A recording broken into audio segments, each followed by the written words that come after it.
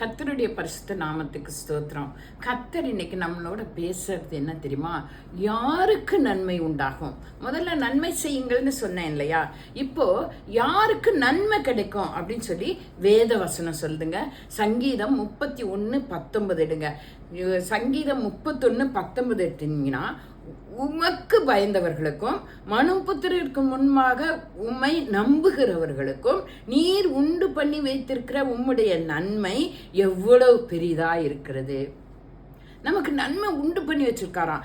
எப்ப நன்மை உண்டு பண்ணி வச்சிருக்காராம்? நாம அவருக்கு பயப்படும் போது, இயேசு தேவனுக்கு பிதாவுக்கு பயப்படும் போது, அதே போல உலகத்தில் இருக்க மனுஷர்களுக்கு முன்பாக நம்ம அவரை நம்பும் போது, தேவனுக்கு பயப்படணும், தேவனை நம்பும் போது நமக்கு உண்டு பண்ணி வச்சிருக்காராம் நன்மை.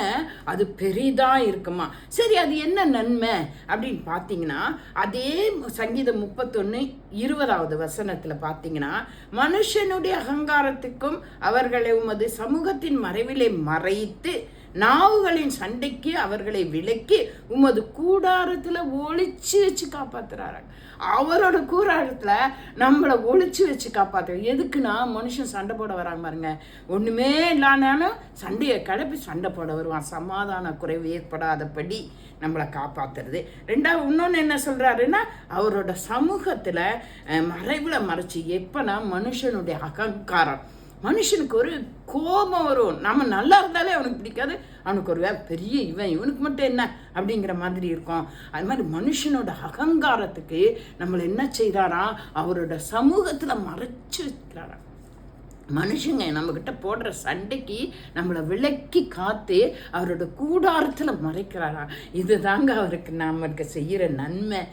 எவ்வளோ பெரிய நன்மை இல்லைங்களா? அவரை சார்ந்திருப்போம், நம்புவோம், செபிப்போம், அவரையே நம்புவோம். அவன் மனுஷன் முன்னால் நம்ம பயப்பட வேண்டிய அவசியம் இல்லை. தேவனோட கூடாரத்தில் நம்ம மறைந்து கொள்ளுவோம்.